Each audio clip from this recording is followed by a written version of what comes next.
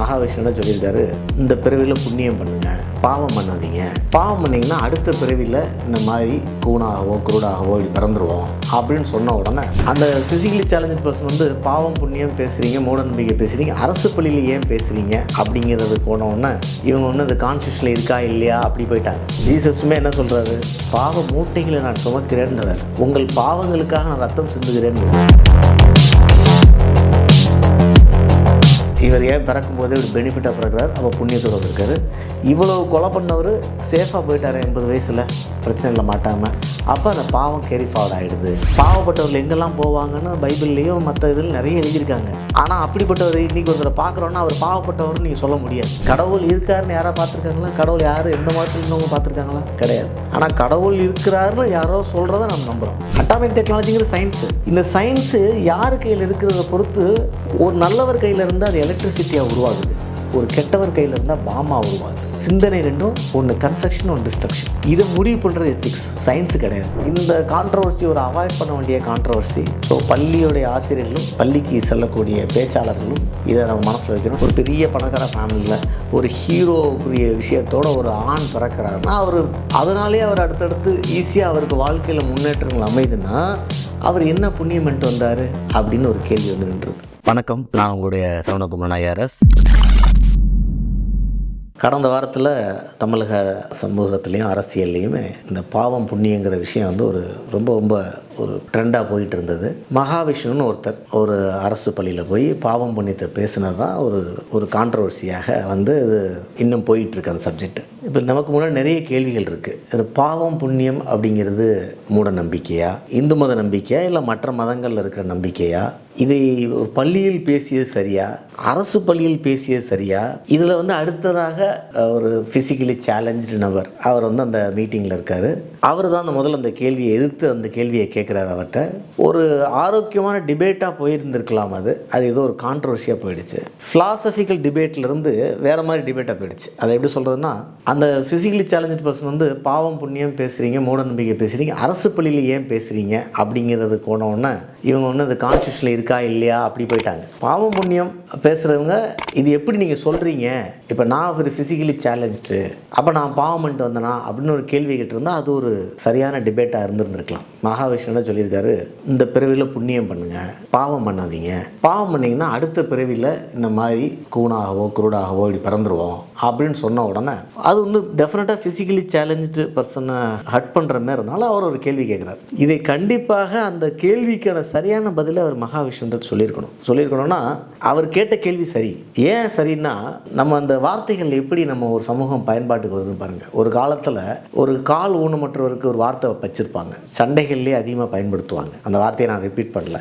ஒரு ஸ்டேஜில் உடல் ஊனமுற்றோர் அப்படி கொண்டு வராங்க. கடந்த ஒரு 20 வருஷமாக ஃபிசிக்கலி சேலஞ்சுங்கிற வார்த்தையை பயன்படுத்துவோம். ஃபிசிக்கலி ஹேண்டிகேப்டு போய் ஃபிசிக்கலி சேலஞ்சுங்கிற வார்த்தை, அதாவது எந்த காரணத்தை கொண்டும் ஒருத்தர் வந்து ஒரு சின்ன ஒரு இதோட பிறந்துட்டாரு, ஒரு சின்ன குறையோட பிறந்துட்டாலும் சேலஞ்ச், அவங்க வந்து இந்த வாழ்க்கையை சேலஞ்சாக வாழ்கிறாங்க. ஒருத்தருக்கு 2 கை இருக்குது, அவர் ஒரு கையில் சேலஞ்சாக வாழ்ந்து காட்டுறாரு. அந்த மாதிரி ஒரு வார்த்தையை பயன்படுத்தி நம்ம அவங்கள கம்ஃபோர்ட் பண்ண ட்ரை பண்ணுறோம். இருக்கிறவங்க இல்லாதவங்களை கம்ஃபோர்ட் பண்ண ட்ரை பண்ணுறோம். ஸோ அப்படி ஒரு காலகட்டத்தில் அவர் ஒரு கேட்குற கேள்வியில் வந்து ஒரு ஆன்மீகவாதியாகவோ இல்லை ஒரு அறம் சார்ந்தோ இல்லை அவர் சொன்னதுனால அதை விளக்கம் சொல்லியிருக்கணும். அவர் அதை சொல்லலைங்கிறத நான் பார்க்குறேன். டிபேட்டும் வேறு பக்கம் திரும்பிடுச்சு. ஸோ முதல்ல நம்ம வந்து அந்த பர்டிகுலர் பாயிண்ட்டை நம்ம டச் பண்ணிடலாம். அதாவது பாவம் புண்ணியங்கிறது இந்து மதத்துக்கு மட்டும் கிடையாது, எல்லா மதங்களுமே பாவம் புண்ணியங்களை பற்றி பேசியிருக்காங்க. ஜீசஸுமே என்ன சொல்கிறாரு, பாவ மூட்டைகளை நான் சுமக்கிறேன்றார், உங்கள் பாவங்களுக்காக நான் ரத்தம் சிந்துகிறேன்கிறார். ஸோ எல்லா மதங்களும் நீங்கள் எந்த மதத்தை எடுத்து பார்த்தாலும் பாவம் புண்ணிங்கிற கான்செப்ட் ஸ்டாண்டர்டு. தமிழில் இருக்கிற மட்டும் வார்த்தை கிடையாது, சமஸ்கிருதத்தில் இருக்க மட்டும் வார்த்தை கிடையாது, ஆங்கிலத்திலும் சின்னு இருக்குது. ஸோ பாவங்கிற விஷயம் வந்து என்ன அப்படின்னா, பாவம் ஒரு தவறுலேருந்து வேறுபட்டது. ஒரு தவறு நடக்குது, ஒரு தவறு ஒரு விஷயம் பண்ணுறாரு, அதில் தவறு நடந்துருது. அந்த தவறு கான்சியஸாக இருந்தால் அது தண்டிக்கப்படாமல் போனால் இந்த இடத்துல அது பாவமாக ஸ்டோர் ஆகிடுதுன்னு மதங்கள் நம்புது. இது ஏன் இந்த விஷயங்கள் வருதுன்னு பார்த்தீங்கன்னா, ஒருத்தர் வந்து பிறக்கும்போது பலவிதமான வேறுபாட்டோட மக்கள் பிறக்கிறாங்க. மனித இனத்தில் அழகாக பிறக்கிறவங்க, அழகெல்லாம் பிறக்கிறவங்க, அறிவாக பிறக்கிறவங்க, அறிவில்லாமல் பிறக்கிறவங்க, முழு உடலோடு பிறக்கிறவங்க, உடல் குறைபாடுகளோடு பிறக்கிறவங்க, சரியா, பிறக்கிற இடங்கள், இந்தமாரி எத்தனையோ அப்படி ஒருத்தர் வந்து எல்லா விஷயத்தோட பிறக்கிறவர், அவருக்கு ஏன் அந்த பெனிஃபிட்டை கடவுள் கொடுத்தாரு அப்படின்னு ஒரு கேள்வி வந்து நிற்கிது. ஒரு பெரிய பணக்கார ஃபேமிலியில் ஒரு ஹீரோக்குரிய விஷயத்தோட ஒரு ஆண் பிறக்கிறாருன்னா, அதனாலே அவர் அடுத்தடுத்து ஈஸியாக அவருக்கு வாழ்க்கையில் முன்னேற்றங்கள் அமைதுன்னா, அவர் என்ன புண்ணியம் பண்ணிட்டு வந்தார் அப்படின்னு ஒரு கேள்வி வந்து நின்றுது. ஒரு சொசைட்டியில் பார்க்குறோம், ஒருத்தர் தவறே பண்ணிகிட்டு இருக்காரு, நிறைய தவறு பண்ணுவார், ஆனால் அவருக்கு ஒரு பெரிய பனிஷ்மெண்ட்டே வரல. சம்டைம்ஸ் இறந்தும் போயிடுறாரு, வயசாகி 80 வயசில் இறந்தும் போயிடுறாரு. அதை பார்த்தோன்னா அந்த சமுதாயத்தில் அங்கே இருக்கிறவங்க, இவர் கொலை பண்ணார், இத்தனை கொலை பண்ணார், சேஃபாக போயிட்டாரு அப்படின்னு சொன்னால், அந்த செஞ்ச பாவம்லாம் எங்கே போச்சு? அந்த 2 கொலை பண்ணார், அதுக்கு அவர் பதில் சொல்லாமலே போயிட்டார் இந்த உலகத்துலேருந்து. அப்போ பாவம் வந்து கேரி ஃபார்வர்ட் ஆகுது. நம்ம பிஸ்னஸில் சொல்லுவோம், இப்போ பேலன்ஸ் ஷீட்டில் ப்ராட் ஃபார்வர்டு, கேரி ஃபார்வர்டுன்னு சொல்கிறோம். போன வருஷத்துலேருந்து ஒரு அமௌண்ட்டு ப்ராட் ஃபார்வர்டாகி வரும், இந்த வருஷத்துலேருந்து ஒரு அமௌண்ட்டு கேரி ஃபார்வர்டாகி அங்கிட்டு போகும். அது மாதிரி பாவம் புண்ணியமும் கேரி ஃபார்வர்டாகி போயிடுது. எங்கே போகுது? அடுத்த பிறவிக்கு போகுது. திருப்பி ப்ராட் ஃபார்வர்டாக எங்கே வரும்? அடுத்த பிறவிக்கு வரும். ஸோ இதை வந்து நம்ம இதில் சமஸ்கிருதத்தில் 3ஆக பிரிச்சுருவாங்க. சன்சித பிராரப்த கர்மா, சன்சித கர்மான்னு 3ஆக பிரிச்சுருவாங்க. அதாவது என்ன வரும்போது என்ன கையில் கொண்டு வரோம், இந்த வாழ்க்கையில் என்ன சம்பாதிக்கிறோம், பாவமோ புண்ணியமோ, போகும்போது என்ன கொண்டு போகிறோம். ஸோ பிராரப்தம் சொல்லுவாங்க, எல்லாம் பிராப்தம்னு சொல்லுவாங்க இல்லையா, அது வந்து பிராரப்தம்ல வருது, சன்சித்தத்தில் இருக்குது, திருப்பி கேரி ஃபார்வர்டாகி போயிடுது. 3வது இது இந்த என்டையர் பிலீஃப் சிஸ்டமே இந்த 2 சந்தேகங்கள் அடிப்படையில் உருவானதான். நான் சொன்ன மாதிரி முதல்ல வந்து இவர் ஏன் பிறக்கும் போதே இப்படி பெனிஃபிட்டாக பிறக்கிறார், அப்போ புண்ணியத்தோடு வந்திருக்காரு. இவ்வளவு கொலை பண்ணவர் சேஃபாக போயிட்டார் 80 வயசில், பிரச்சனை இல்லை மாட்டாமல். அப்போ அந்த பாவம் கேரி ஃபார்வர்ட் ஆகிடுது. அப்போ அடுத்த பிரிவில் ரிஃப்ளெக்ட் ஆகும்னு நினைக்கிறாங்க. இது ஒரு பெரிய ஒரு மேசிவான கால்குலேஷன். இந்த மேசிவான கால்குலேஷனை ரொம்ப சிம்பிளிஃபை பண்ண முடியுமானா முடியாது. மனுஷனங்களை கால்குலேட் பண்ண முடியாது. இந்த கணக்கெலாம் மெயின்டைன் பண்ணுறத நம்ம சொல்கிற ஆள் வந்து யமதர்மனுடைய அக்கௌண்டன்ட்டு சித்திரகுப்தன். அவர் தான் உட்காந்து பாவம் புண்ணியம் கமெண்ட் எல்லாம் போட்டுட்ருக்காருன்னு இருக்குது.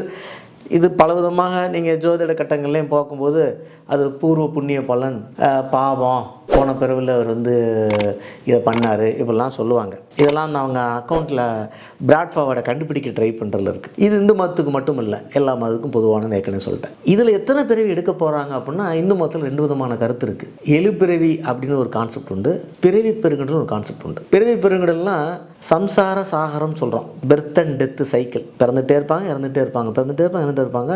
ஸோ இந்து மதம் சொல்ல என்னதுன்னா, அந்த பெர்த் அண்ட் டெத்து சைக்கிளை நீங்கள் ப்ரிவென்ட் பண்ணுறதுக்கு நீங்கள் எந்த பெர்த்தில் தான் பண்ண முடியும். அந்த பெர்த்தில் உங்களுடைய புத்தியோ சித்தியோ யூஸ் பண்ணி நீங்கள் என்லைட்டன்மெண்ட் ஆகி அந்த பிறவி பெருங்கடலை நீங்கள் பிரேக் பண்ணணும், அந்த சம்சார சாகரத்தை பிரேக் பண்ணணும் அப்படின்னு சொல்கிறாங்க. இன்னொரு கான்செப்ட் எழுபிறவி. எழுபிறவியில் 7 பிறவி கண்டிப்பாக உண்டு. அதில் இந்த பாவங்கள்லாம் கழிஞ்சு முடிஞ்சு 7வது பிறவியில் வேறு இடத்துக்கு போயிடுவாங்கன்னு. அது திருமண பந்தங்களே வரும். 7 படி 7 பிறவிகள்ங்கிறது, இந்த கணவன் மனைவி ஒரு டைம் வந்துட்டாங்கன்னா இந்து மதம் என்ன நம்புது, அவங்க 7 பிறவியில் ஹஸ்பண்ட் ஒய்ஃபாக இருப்பாங்க. டோட்டலாக 7. ஸோ அதனால தான் இந்து மதம் டைவர்ஸை நம்புறதில்லை. இதில் டைவர்ஸ் பண்ணலாம், அடுத்த பிறவியில் திருப்பி அதே பொண்ணு அதே ஆண் தானே வர போகிறாங்க அப்படிங்கிற விஷயம் வந்துடுது. ஸோ நம்ம 2வது டீப்பாக சொல்கிற கான்செப்ட்டு இதை வந்து இப்போ வள்ளுவருமே இந்த 7 பிறவிங்கிறத ரொம்ப இன்ட்ரெஸ்டிங்கான ஒரு குரலில் சொல்லியிருக்கார். மக்கட்பேர் அதிகாரத்தில் 7 பிறப்பும் தீயவை தீண்டா பழி பிறங்கா பண்புடை மக்கள் பெறின். நல்ல ஒரு பண்புள்ள மக்களை பெற்றவர்கள், மக்கள்னால் குழந்தைங்களை பெற்றவங்க, 7 பிறவிகள் வரையும் தீவினைகள் அண்டாது அப்படிங்கிற மாரி அவர் சொல்கிறார். அப்போ இதில் வள்ளுவர் வந்து 7 பிறவிங்கிற கான்செப்ட் ஒத்துக்கிறாரு. 7 பிறவிகளுக்கும் தீவினை வந்து தொடர்ந்தாக வரும் அப்படிங்கிற கான்செப்ட் ஒத்துக்கிறாரு. ஸோ இந்த விஷயங்கள் நம்ம வள்ளுவர் சொல்கிறது. இன்னொரு குரலில் எழுமை எழுபிறப்பும் உள்ளுவர் தம்கண் விழுமம் துடைத்தவர் நட்பு. ஒருத்தர் நம்ம ஹெல்ப் பண்ணிட்டாருன்னா 7 பிறவிக்கு நீ மறக்கக்கூடாதுன்னு சொல்கிறார். இதை நம்ம ஒரு ஓமைன்னு கூட வச்சுக்கலாம். நட்பை மறக்கவே கூடாதுன்னா இந்த பிறவியில் 7 பிறப்புலேயே மறக்கக்கூடாதுப்பா, ரொம்ப ஏன்னா கஷ்டத்தில் இருக்கும்போது ஒரு ஹெல்ப் பண்ணதுனா அப்படின்னு சொல்லுவோம். பட் இந்த நம்பிக்கை ஓட்டங்கள் இந்த 7 பிறவியில் இதெல்லாம் காலங்காலமாக இருந்துகிட்டு இருக்கவர் தான். அப்போ இப்போ இந்த கான்செப்டில் பார்க்கும்பொழுது மகாவிஷ்ணு, இது அவையார் பேசியிருக்காங்க, இந்து மதங்கள் பேசுது. அப்போ இந்த கான்செப்ட் பேசும்போது இவர் சொன்ன மறுபிறவி உண்மையாயிருது, அதில் பாவம் புண்ணியம் உண்மையாயிருதுன்னு கேட்டால் இந்து மதம் அப்படி சொல்லவில்லை. இந்து மதம் ஓவரால் என்ன சொல்லுதுன்னா, இதை வேல்யூங்கிற கான்செப்டில் சொல்லுது. வேல்யூன்னு என்னென்னா, வேல்யூவுக்கும் கோடுக்கும் ஒரு வித்தியாசத்தை நம்ம புரிஞ்சுக்கணும். வேல்யூங்கிறது இது நீ பண்ண நல்லது அப்படின்னு சொல்கிறது வேல்யூ. இதை பண்ணலைன்னா சைலன்ஸ், நல்லதா கெட்டதா, கெட்டது இல்லையா, ரொம்ப கெட்டதா, அதெல்லாம் சொல்லாது. ராமாயணத்தில் ராமச்சந்திரமூர்த்திக்கு ஒரே மனைவி, ஒருவனுக்கு ஒருத்தி அப்படின்னு அவங்க கொண்டு வராங்க. இது வேல்யூ சிஸ்டம். ஏன் அது வேல்யூ சிஸ்டம்ன்றோம்? ராமச்சந்திரமூர்த்தியே ஃபாலோ பண்ணாலும் அதுக்கப்புறம் 7000 வருஷமாக அப்படி ஒன்றும் சட்டமே கிடையாது, கோடே கிடையாது. இந்து பில்லில் ஒருத்தர் அந்த ஒருத்தியை தான் கல்யாணம் பண்ண எங்கே இருக்குது? இந்த நம்ம இந்து கோடு பில்லு 1956 வந்ததுக்கப்புறம் தான் இன்றைக்கி ஒருவனுக்கு ஒருத்தி அதை தாண்டி போனால் அஃபென்ஸ்னு வச்சுருக்கோம் சட்டத்தில். கடந்த 3000-4000 வருஷமாக அது அஃபென்ஸ் கிடையாது. ஆனால் என்னது வேல்யூ. ஸோ இந்து மதம் சொல்லுது ஒருவனுக்கு ஒருத்திங்கிறது ஒரு நல்ல வேல்யூ, அதை எடுத்து பயன்படுத்திக்கிங்க அப்படின்னு அது சொல்லுது. அப்போ நீ அதை மாற்றி சொன்னா அது தப்பா சார் அப்படின்னா அது சட்டம் கிடையாது, அது ஒரு சிறப்பு, ஒரு ஒரு உயர்வுக்குரிய விஷயம், அவ்வளோதான். நீ பண்ணாட்ட என்ன சார், அதுக்கு பனிஷ்மெண்ட்லாம் கிடையாது. அதேமாதிரி தான் அந்த பாவம் புண்ணியம் கான்செப்டும். இது வேல்யூ பேஸ்ட். ஒருத்தங்களை மோட்டிவேட் பண்ணுறதுக்கு புண்ணியம் பண்ணுங்கள் பாவம் பண்ணாதீங்க அப்படின்னு நீங்கள் ஒரு இடத்துல சொல்லும்போது அதை பயன்படுத்திக்கலாம். அவனை மோட்டிவேட் பண்ணுறதுக்கு நீ மற்ற பாவம் பண்ண நல்லா தானே இருக்கான், நல்லா பாவம் பண்ணுறான், அவன் நல்லா இருக்கானே, நான் ஏன் புண்ணியமாக பண்ணணும் அப்படின்னு யாராவது கேட்டார்னா, இல்லைப்பா அடுத்த போய் நல்லா இருக்குன்னு மோட்டிவேட் பண்ணுறதுக்கு வேல்யூவுக்கு பண்ணலாம். இது ரேஷ்னலாக சயின்ஸான்னு கேட்டால் கிடையாது. ஏன்னா சயின்ஸ் மறுபிறவியை இது வரைக்கும் ப்ரூவ் பண்ணல, ரீபர்த்துங்கிறத ப்ரூவ் பண்ணலை. எதையுமே சயின்ஸில் அந்த சைடு சப்ஜெக்டே கிடையாது. டெத்தோட சயின்ஸுக்கு வேலை முடிஞ்சிச்சு. பாடியில் உயிர் இல்லைன்னா உயிர் இல்லை, முடிஞ்சு போச்சு. சயின்ஸ் அதோட எண்ட் ஆயிடும். குழந்தை பிறந்துருச்சு, அதோட சயின்ஸ் ஸ்டார்ட் ஆகிடும். நடுவில் பின்னாடி இருக்கிற சர்க்கியூட்டில் சயின்ஸுக்கு வேலை இல்லை. ஸோ அவர் என்ன சொல்லியிருக்கணும், இதுன்னு ஒரு வேல்யூக்காக சொல்கிறது, இது தனிப்பட்ட ஒருத்தரை கொச்சைப்படுத்துறதுக்காகவோ இல்லை. நீங்கள் ஒரு ஊனமுற்றோர் பள்ளியில் போயிட்டு நீங்கள்லாம் பாவம் பண்ணீங்கன்னு சொன்னீங்கன்னா இதை விட ஒரு பைத்தியார்த்தம்னா எதுவும் கிடையாது. வரலாறு பல விதங்களில் பேசி வந்திருக்கலாம். ஆனால் இன்றைக்கி நம்ம வேல்யூ சிஸ்டத்தை மாற்றுறோம்ல. ஊனமுற்றோர்கள் வார்த்தையை பயன்படுத்தாமல் ஃபிசிக்கலி சேலஞ்சுன்னு வார்த்தையை பயன்படுத்துகிறோம், ஃபிசிக்கலி ஹேண்டிகேப்னு வார்த்தையை பயன்படுத்துகிறோம், ஃபிசிக்கலி சேலஞ்சுங்கிற வார்த்தையை பயன்படுத்துகிறோம். ஸோ நம்ம அவங்கள கொஞ்சம் கூட ஹர்ட் பண்ணக்கூடாது நினைக்கும் பொழுது ஏதோ ஒரு காலத்தில் ஒரு மோட்டிவேஷனுக்காக வேல்யூக்காக சொன்ன விஷயங்களை எடுத்து பேசுவது ஒரு மரபல்ல. அவர் சொல்லும்போது இல்லை அது நான் உங்களுக்கு அல்ல, அது அப்படி சொல்லவும் முடியாது யாராலையும், அதை ப்ரூவ் பண்ண முடியாது யாராலையும். இவர் ஒருத்தர் ஊனமுற்றிருக்காருன்னா அவர் பாவம் பண்ணியிருக்காருன்னு யாராலும் ப்ரூவ் பண்ண முடியுமா? மதங்களே சொல்லியிருந்தாலும் பாவப்பட்டவர்கள் எங்கெல்லாம் போவாங்கன்னு பைபிள்லேயும் மற்ற இதில் நிறைய எழுதியிருக்காங்க. ஆனால் அப்படிப்பட்டவர் இன்றைக்கி ஒருத்தரை பார்க்குறோன்னா அவர் பாவப்பட்டவர்னு நீங்கள் சொல்ல முடியாது. பாசிட்டிவாக சொல்லலாம். ஒருத்தர் நல்லா இருக்காருன்னாப்பா புண்ணியம் பண்ணிட்டு வந்திருக்காருப்பா, பாரு அவருக்கு ஒரு அருமையான விஷயம் நடந்திருக்குப்பா அப்படின்னு. இந்த பிறவியில் அவர் எதுவும் நல்லதே பண்ணல ஆனால் நல்லா இருக்காருப்பான்னா போன பிறவில் புண்ணியம் பண்ணியிருக்காங்க, பாசிட்டிவ் யூஸ் பண்ணலாம்.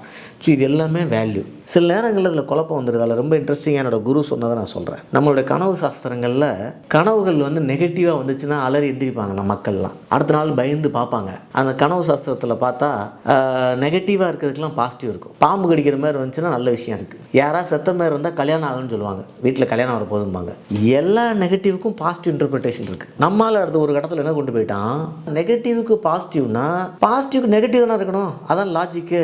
அப்போ பாசிட்டிவாக கனவு வந்துச்சுன்னா நெகட்டிவ் இன்டர்பிரிட்டேஷன், கல்யாணம் வர மாதிரி இருந்தால் சாவு இருக்குன்னு வந்துட்டான். ஸோ இது ரெண்டுக்கு லாஜிக் இல்லை.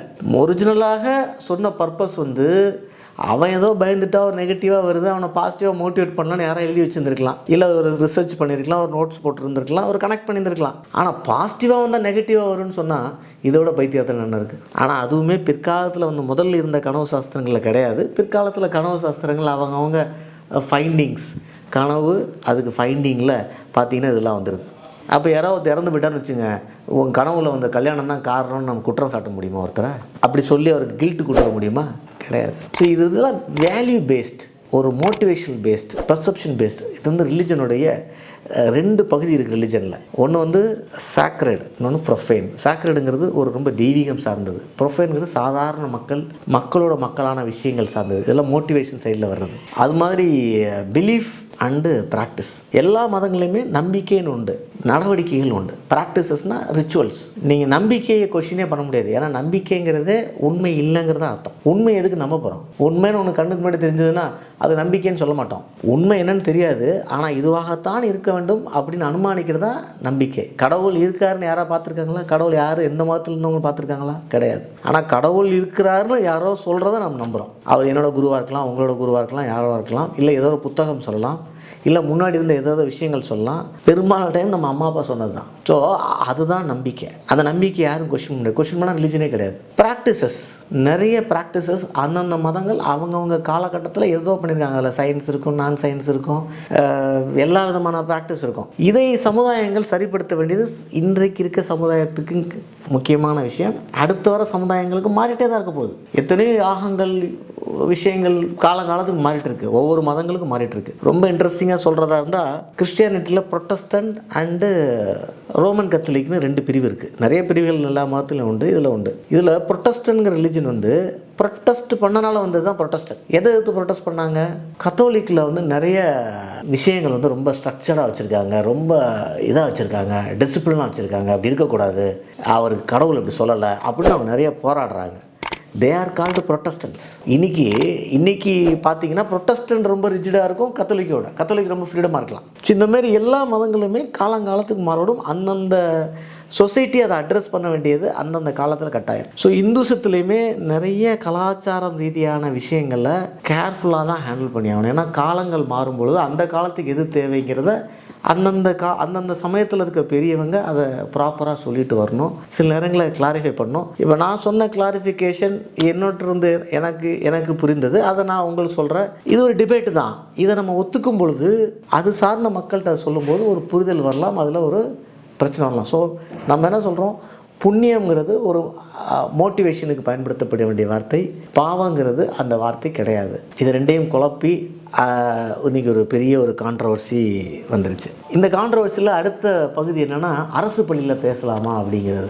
என்னையை பொறுத்த மட்டும் ரிலிஜன் அப்படிங்கிறது மூணாக பிரிச்சுப்போம். சாக்ரெட் ப்ரொஃபேனுங்கிற விஷயத்தில் நான் ஏற்கனவே சொன்னேன், இந்த நம்பிக்கையை ப்ராக்டிசஸை நம்ம எங்கேயும் பேச வேண்டிய தேவையில்லை. இது அந்தந்த குடும்பங்கள் அந்தந்த சமூகங்கள் பண்ண வேண்டிய வேலை. பள்ளிகள் இருக்க வேண்டிய தேவையில்லை. அரசு பள்ளியா தனியார் பள்ளியா மதம் சார்ந்த பள்ளிகளாங்கிறது இருக்கக்கூடாதுன்னு நினைக்கிறோம். ஆனால் அறம் சார்ந்த விஷயங்கள், மாரல்ஸ், எத்திக்ஸ், இப்போ நீங்கள் ஐஏஎஸ் எக்ஸாமில் எத்திக்ஸுக்கு தனியாக பேப்பர் இருக்குது. ஏன்னா எவ்வளவு அறிவு இருந்தாலும் எத்திக்ஸுங்கிற ஒரு விஷயம் எவ்வளோ இம்பார்ட்டண்ட்டுங்கிறத நம்ம புரிஞ்சுக்கிறோங்க தான் அர்த்தம். ஒரு நண்பர் அழகாக ஒன்று சொல்லியிருந்தார். எப்படின்னா, அட்டாமிக் எனர்ஜி அப்படிங்கிறது ஒரு அணுவிலிருந்து வெளிப்படுற ஒரு பேராற்றல், கடவுளுக்கு நிகரான ஆற்றல் நம்ம சொல்லலாம். இத்தினியூன்னு கண்ணுக்கு தெரியாத அணுவை உடைச்சா அதுக்குள்ளே ஒரு அட்டாமிக் பாம், ஒரு ஊரே அழிக்கக்கூடிய சக்தி இருக்கிறது. அதுமாரி ஊருக்கே கரண்ட் தரக்கூடிய சக்தி இருக்குது. அப்போ அட்டாமிக் டெக்னாலஜி யார்கிட்ட இருக்குது? அட்டாமிக் டெக்னாலஜிங்கிற சயின்ஸு. இந்த சயின்ஸு யார் கையில் இருக்கிறத பொறுத்து ஒரு நல்லவர் கையில் இருந்து அது எலக்ட்ரிசிட்டியாக உருவாகுது, ஒரு கெட்டவர் கையில் இருந்தால் பாமா உருவாகுது. சிந்தனை ரெண்டும், ஒன்று கன்ஸ்ட்ரக்ஷன், ஒன்று டிஸ்ட்ரக்ஷன். இதை முடிவு பண்ணுறது எத்திக்ஸ், சயின்ஸு கிடையாது. ஸோ சயின்ஸோட வேலை அட்டாமிக் எனர்ஜியை உருவாக்குறதோட முடிஞ்சு போயிடுது. இதை எலக்ட்ரிசிட்டியாக ஆக்குறதும் பாமாக மாற்றுறதும் யார் கையில் இருக்குது? எத்திக்ஸ்கிட்ட இருக்குது, மாரலில் இருக்குது, அறத்திட்ட இருக்குது, அறம் சார்ந்த நெறிட்ட இருக்குது. சரி, இதில் என்ன பிரச்சனைனா, இந்த எத்திக்ஸு, மாரல், அறத்தை அந்தந்த மதங்கள் தனக்குன்னு ஒரு கான்செப்ட் கையில் வச்சுட்ருப்பாங்க. ஸோ இந்த மாதிரி பள்ளிகளில் போய் பேசும் பொழுது அறத்தை பற்றி பேசுகிறது தப்பு இல்லை. ஆனால் அறத்தை பற்றி பேசும்போது எந்த மதத்துடைய பேக்கப்பும் இல்லாமல் பேசக்கூடிய அமைப்பை உருவாக்கணும். இல்லைனா அது மதம் சார்ந்த விஷயங்களாக மாறிடும். இன்னொன்று, எந்த பள்ளியாக இருந்தாலும், அது தனியார் பள்ளியாக இருந்தாலும் சரி, அதே தான் நான் என்னுடைய ஒப்பீனியன் வந்து, மோட்டிவேஷன் அறம் சார்ந்த motivation, psychological motivation, philosophical motivation, moral motivation. ஆனால் ரிலீஜியஸ் மோட்டிவேஷனுக்குள்ளே போகக்கூடாது. அது தேவையில்லாமல் ஒரு அரசியல் பிரச்சனைகளை உருவாக்கும். ஏன்னா அதுவும் குறிப்பாக தமிழக அரசியலில் இந்த மதமும் அரசியல் ரொம்ப பின்னி பிணைஞ்சிருக்கு நிறைய விஷயங்களில். அதை நம்ம ரொம்ப லென்த்தாக பேச வேண்டியிருக்கும். ஸோ இதெல்லாம் நம்ம கருத்தில் கொள்ளணும். ஸோ இந்த கான்ட்ரவர்சி ஒரு அவாய்ட் பண்ண வேண்டிய கான்ட்ரவர்சி. ஸோ பள்ளியுடைய ஆசிரியர்களும் பள்ளிக்கு செல்லக்கூடிய பேச்சாளர்களும் இதை நம்ம மனசில் வைக்கணும். நானும் சில பள்ளிகள் கல்லூரியில் போகும்போது இந்த விஷயத்தை கொஞ்சம் பேலன்ஸ் பண்ணுற மாதிரி தான் கொண்டு போவோம். ரெண்டாவது, இந்த மோட்டிவேஷன் எதுவுமே யாரையுமே குறிப்பிட்டு இருந்தால் நெகட்டிவ் சைடில் அது மிகப்பெரிய தவறு. அதை சரி செய்து கொள்ள தான் வேண்டும். ஸோ இதெல்லாம் இந்த பாவம் புண்ணியம், இந்த கான்ட்ரவர்சி சம்பந்தமான விஷயங்கள். அடுத்த இதில் நம்ம இந்த பாவத்துக்கும் புண்ணியத்துக்கும் பிறவிகளுக்கும் கனெக்ட் பண்ணுறது ஆத்மா. இப்போ இந்த ஆத்மாவை பற்றி நம்ம ஹிந்து கலாச்சாரம் என்ன நினைக்குது அப்படிங்கிறத நம்ம ஒரு அடுத்ததில் பேசுவோம். அது மாதிரி இது நம்பிக்கையா மூட நம்பிக்கையா அப்படிங்கிறது நம்ம ஆல்ரெடி அஞ்ஞானத்தையும் மெஞ்ஞானத்தையும் விஞ்ஞானத்தையும் டிஃப்ரென்ஷியேட் பண்ணி பேசியிருக்கோம். விஞ்ஞானத்துக்கு நேர் ஆப்போசிட் அஞ்ஞானம் கிடையாது, இன்னொரு ஞானம் உண்டு, மெய்ஞானம் உண்டு அப்படிங்கிறது. அது எதனால் அது இம்பார்ட்டண்ட்டு, அந்த அறம்ல எவ்வளோ வருது அப்படிங்கிற விஷயம். மூணாவது, இவர் பேசும் பொழுது ஸ்ட்ரெஸ் இருக்கிறதுனால தான் நீங்கள் படிக்கிறதுல ஸ்ட்ரெஸ்ஸு போகாது, ஸ்ட்ரெஸ்ஸுக்கு நீங்கள் தனியாக பண்ணணும் அப்படிங்கிற விஷயம். அதில் கண்டிப்பாக ஸ்ட்ரெஸ்ஸுங்கிறது மைண்டோட ப்ராடக்ட்டு. மைண்டை யாரெல்லாம் டீல் பண்ணுற, சைக்காலஜி டீல் பண்ணுது, ஃபிலாசபி டீல் பண்ணுது, ரிலிஜன் டீல் பண்ணுது, மாரல்ஸ் டீல் பண்ணுது, மோட்டிவேட்டர்ஸ் டீல் பண்ணுறாங்க, மந்திரவாதிகள் டீல் பண்ணுறாங்க. ஸோ இது என்னங்கிறதையும் நம்ம அடுத்ததில் பேசுவோம். பாவம் புண்ணியத்தை பற்றி வள்ளுவர் அவையார் சொன்னது போக கோவி மணிசேகரன் குறவஞ்சியில் ஒரு வித்தியாசமான ஒரு நோக்கத்தில் பேசியிருப்பார். அதையும் நம்ம அடுத்ததில் தொடர்ந்து பேசுவோம். நன்றி, வணக்கம்.